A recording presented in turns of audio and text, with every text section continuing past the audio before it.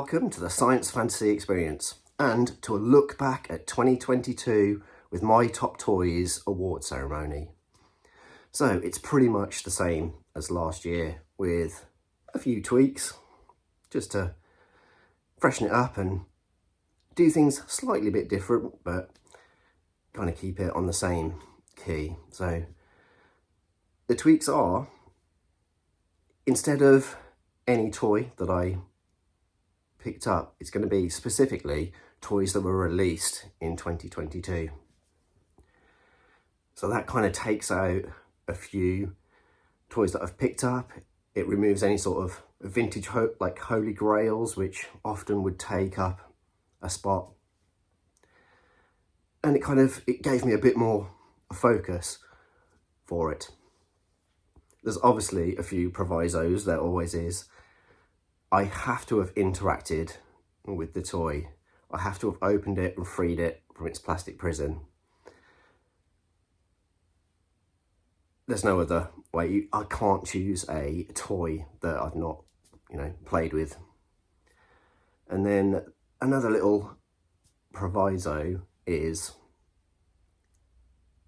if something wins Toyline of the Year, it cannot be considered for the top 3. So let's get into it. So the categories are honourable mention, wildcard, my favourite G.I. Joe Classified and my favourite Marvel Legends. Previously I did the best. This time I'm going to choose my favourite. They're the 2 toy lines that I picked up the majority of action figures for this year. So I'm going to go with my favourite as opposed to the best. The favourite is definitely not the best that I picked up, but it's the one that I guess enjoyed the most. Toy line of the year, as mentioned previously, whichever toy line comes, the best negates anything from that line being considered for 1, 2 or 3. And best packaging, and then finally 1, 2, 3. First up, honourable mention. Joy Toys Fear 5 Mecha. My God, this toy is incredible and frustrating at the same time. Thus, the honourable mention. It just couldn't score in the top 3 because it was an absolute bugger to put together. The instructions completely in Japanese and a 1-page. It was an absolute nightmare to put together for the first hour until I realised what I was doing. It works all on friction and soft goods keeping it together, and I couldn't get my head around it. But once it's built, it's just an absolute beast. It has so much shelf presence, it's untrue, but you only have to kind of slightly change the pose and it can come crashing down on you. It's not a bad thing, it's just you have to be prepared to slightly manhandle it into what you want. But it just absolutely oozes 1990s mecha for me. When I look at it, I just think of all the anime I used to watch, like Dominion Tank Police, for an example, and Patlabor. That foray into anime when I was like 15, 16, this just personifies it for me, but done with modern engineering, and it's as close as I can get without having to build or glue a model kit together. Also comes with a 3 3/4 figure which can fit inside, and again that's superposable. It's just worth an honourable mention, that's for sure.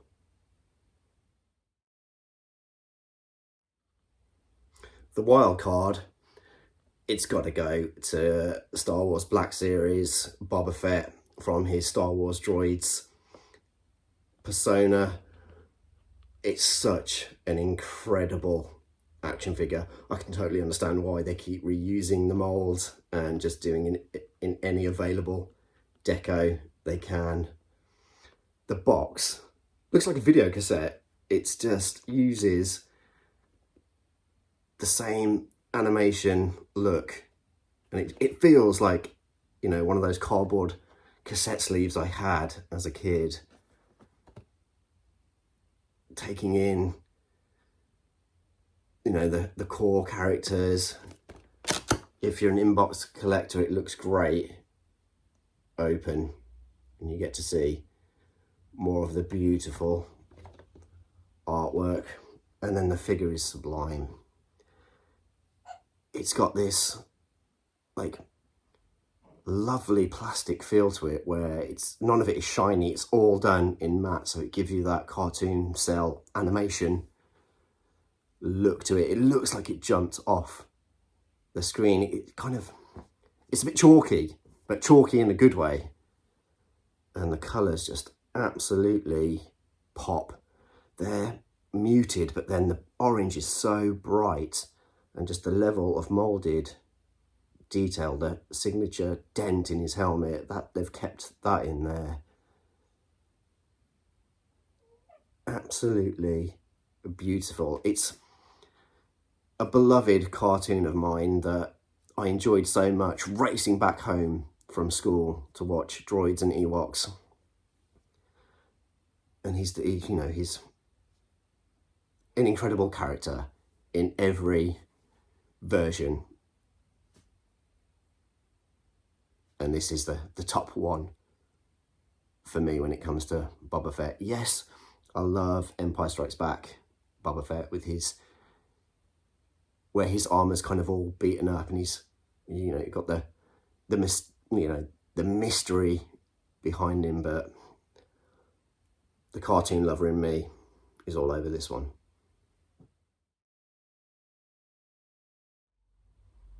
My favourite G.I. Joe classified, it was always going to be Outback in his Tiger Force getup.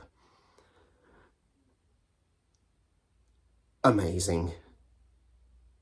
The character of Outback, Tiger Force Outback, is so steeped in G.I. Joe tradition and rarity back in the day, and continued for years and years to just be so hard to get hold of. And then when he was available, if you found him, he was just ridiculously expensive. He was the standout one of Tiger Force back in 88, 89, whenever it was.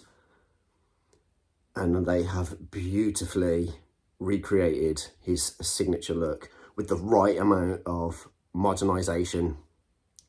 So much of the first lot of G.I. Joe classified I didn't like.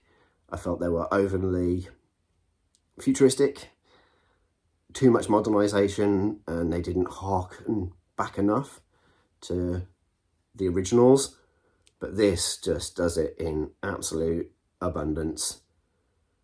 The orange is absolutely spot on. The subtle camo, all his equipment and tech, the flashlight, the spade, the knife, the handgun, his semi-automatic, the attention to detail on his beard and hair, the blue bandana, the tampoed Tiger Force logo is just so intricate and phenomenal. He is by far my favourite. I smile when I see him. He's so good.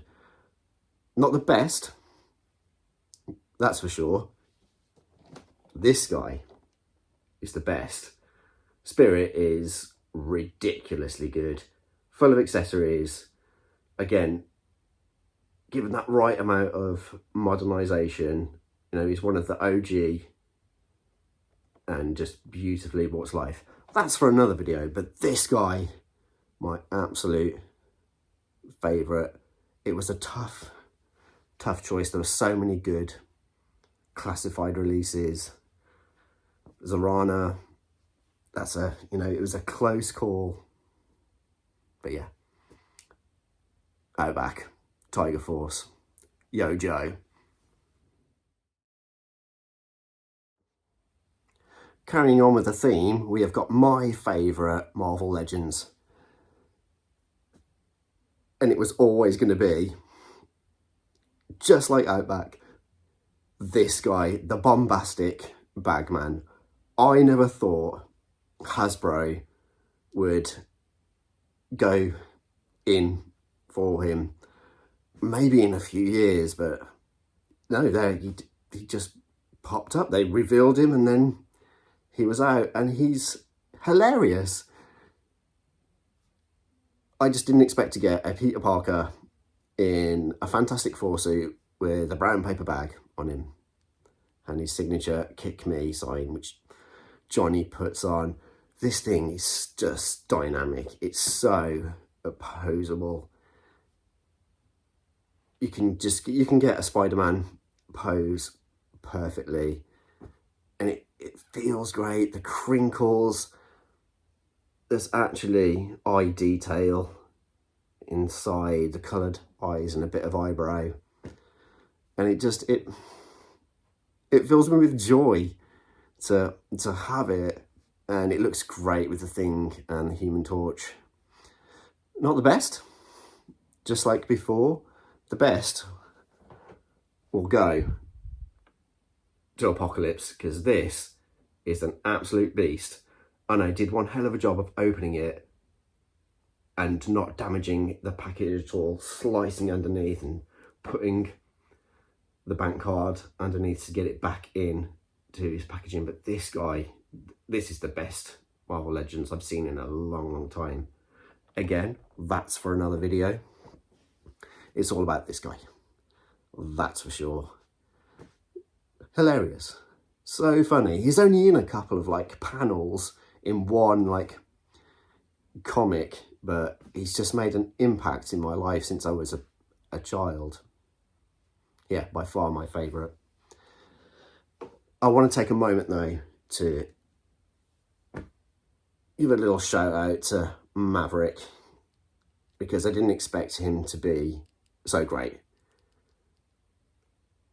I started watching old X-Men episodes, and I watch X-Lives and Videotape, which has always been a standout episode.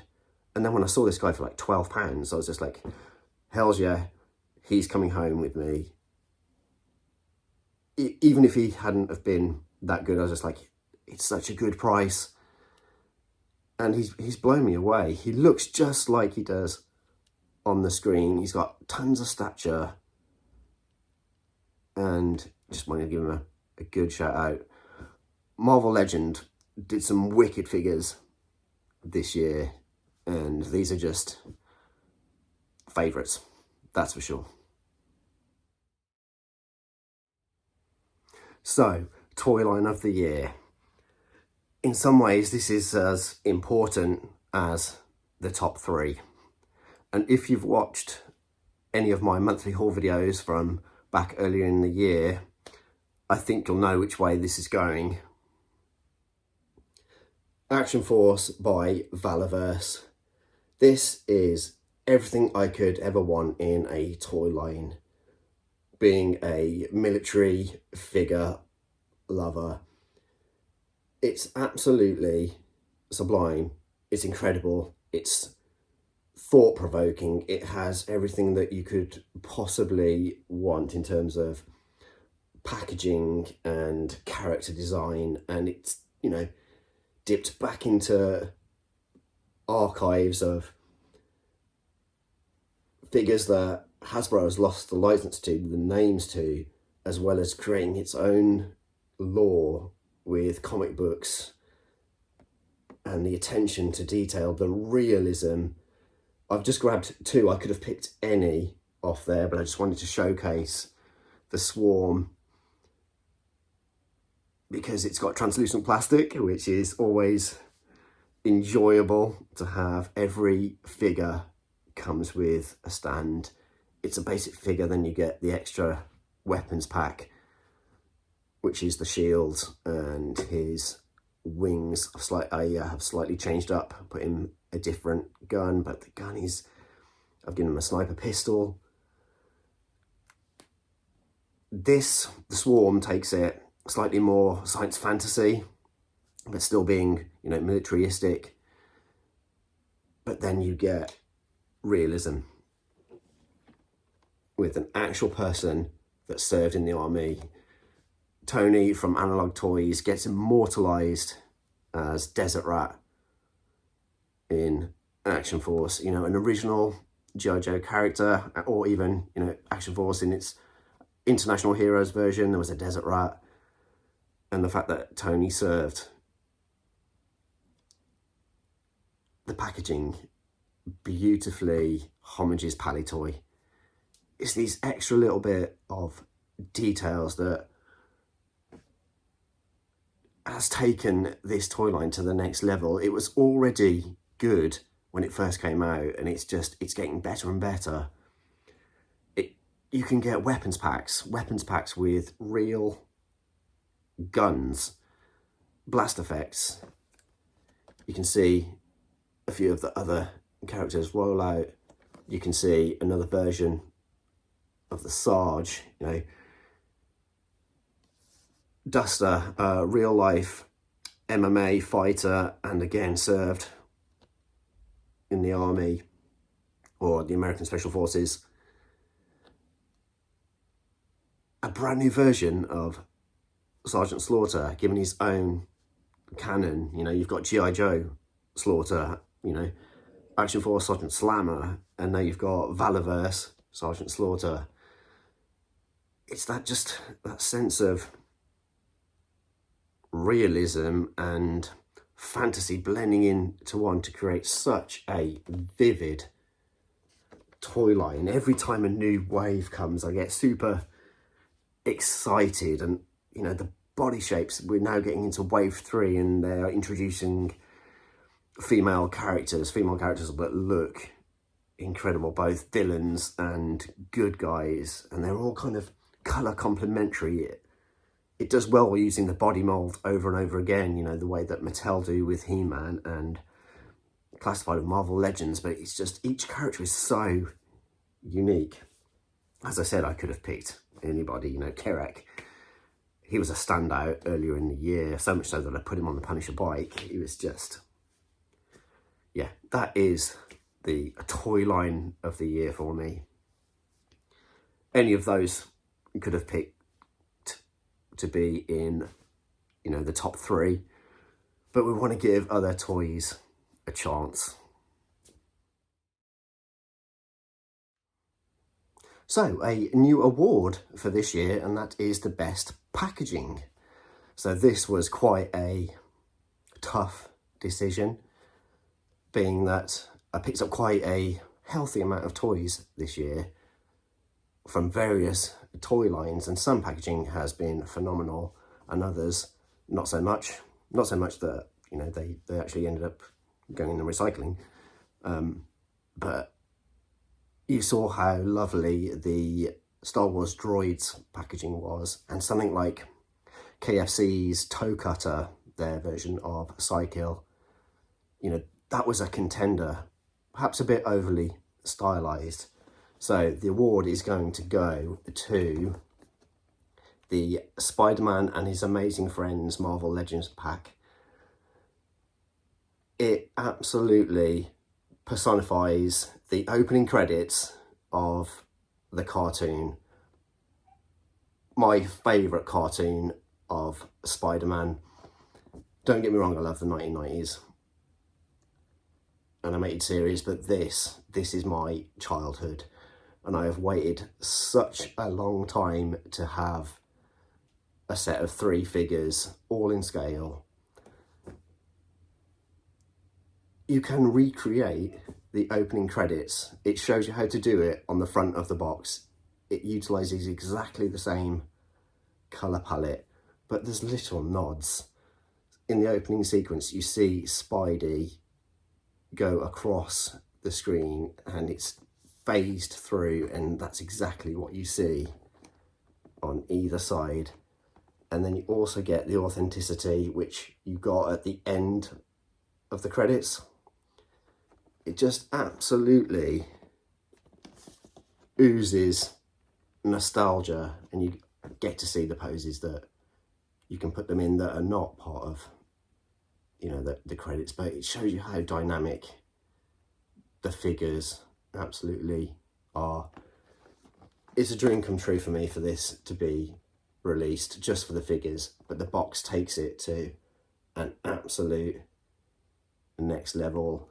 When I see the package, I can just hear the theme tune and I know which kind of scenes are coming next when I see it. And this is just at the end when they're running towards the camera.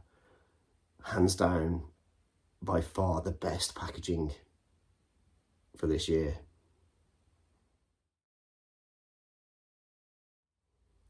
Well, this is it, the top 3. And I'm going to tell you, it was easy. It was actually incredibly easy. These are the absolute standouts from the year.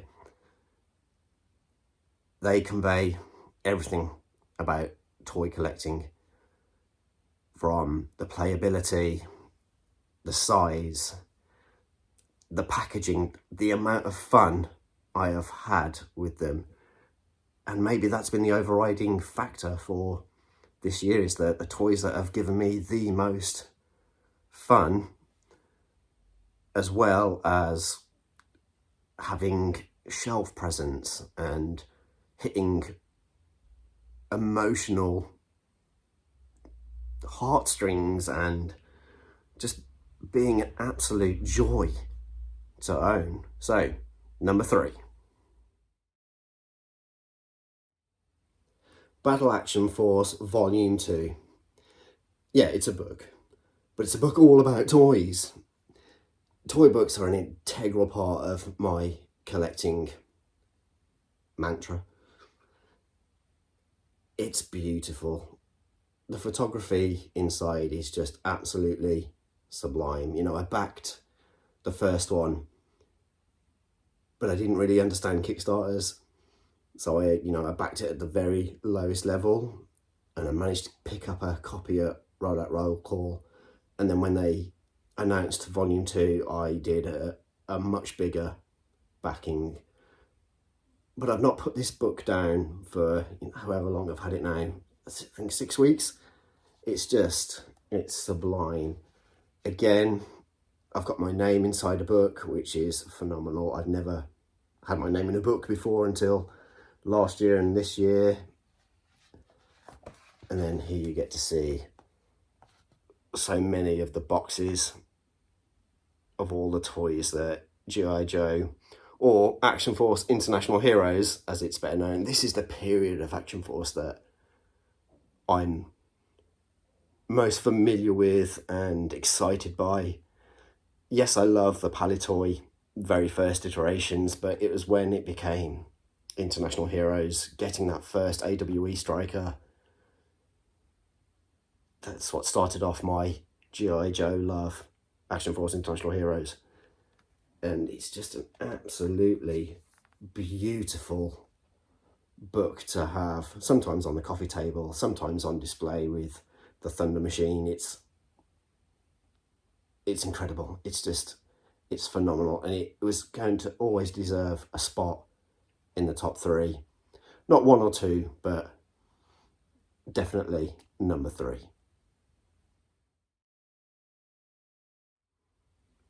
Number 2, Tyrus Flare from Storm Collectibles versions of Golden Axe. Golden Axe is up there as one of my favourite arcade machines. Along with Street Fighter 2 and Teenage Mutant Ninja Turtles, it is then Golden Axe that I absolutely adore.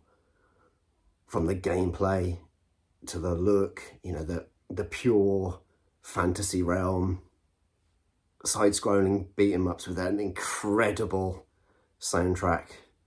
You know, I always wanted action figures of Golden Axe, and I used to play as the dwarf quite a lot, but when I saw Tyrus Flame, I was just like, oh my god, she is incredible. Muscular, big, you know, the action figure is, you know, almost 7 inches, and then it just becomes ridiculous with her dragon. it's one hell of a toy. It's so beautifully crafted, it's posable, she is that malleable plastic, almost rubbery, just like with Sagat. She moves like you can pose her insanely. Comes with like 2 fringe pieces, 2 hair pieces, another face, tons of hands, the sword. It comes with this giant like flame accessory, and it's just, again, it's that joy factor. It comprises of everything that I want from a toy and an action figure. It's dynamic, posable, you know, as I said, these toys tug on heartstrings. It's what I grew up with, and now we have modern representations that are just absolutely nailing it. The bonus factor is that it was a Black Friday and it was reduced by 25%, so it was, you know, not that that was a deal breaker. I would have been interested in picking one of these up anyway, but to get it for such a reduced price, that's always so integral to toy collecting. I don't know what more I can say. That it's just, it fills me with just absolute enjoyment and love and nostalgia. It's hard to explain when something can be new but fill you with nostalgia. There was no toys of, you know, computer games back in the day, really. It wasn't until the late 90s and early 2000s when, you know, Halo would get action figures, and now we're just, Storm Collectibles have picked up a couple of licenses and they're nailing it with everything that they create. Number 2, Tyrese Flair from Golden Axe.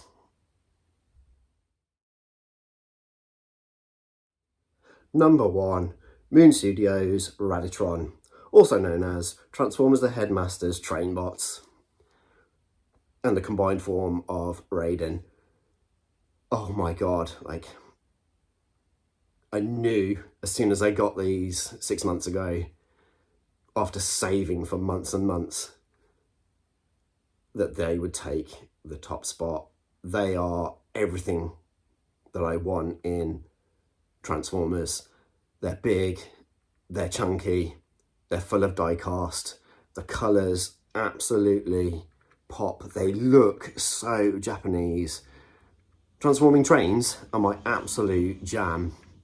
They're my favourite part of the Headmasters. I'm not the biggest Headmasters fan, much prefer Master Force, and these are the standouts of the show. They were the ones that I loved when I saw it back in, I think 2008 was when I first saw the Headmasters, and the realisation that there was G1 toys of transforming trains. And then they got teased years ago, I don't want to say 2018, 19, and then suddenly 3-4 years later, they are here. They beautifully kind of amalgamated what they look like on the screen with the original toys. And as of what I come back to all the time is modern engineering to bring these to life. I grabbed Green Zone off the shelf because he's my favourite of the 6.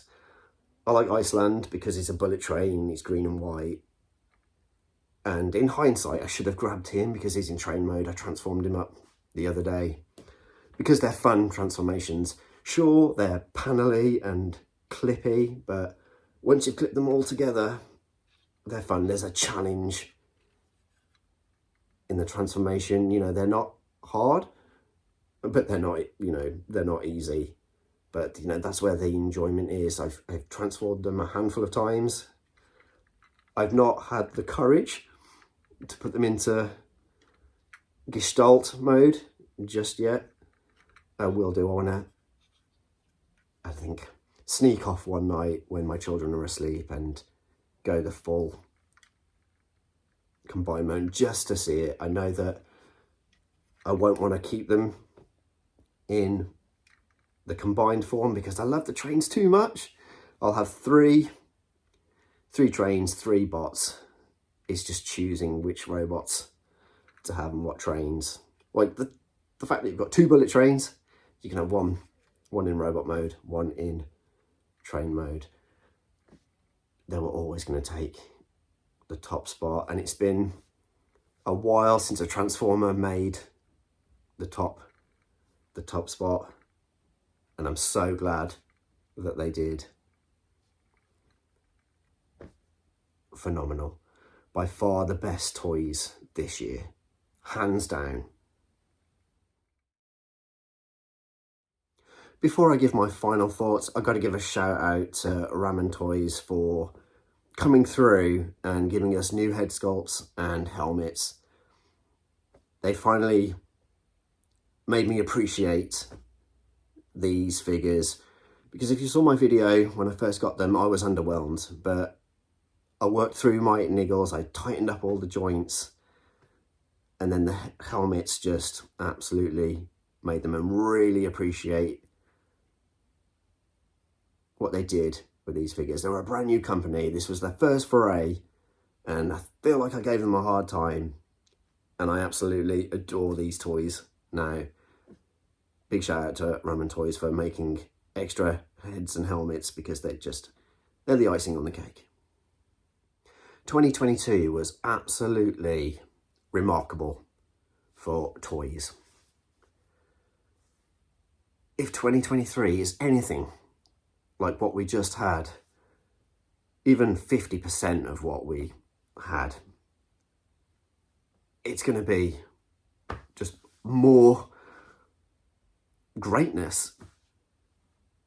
I thought this year flew by. Each month I was just waiting for pre-orders to come. I kind of stopped toy hunting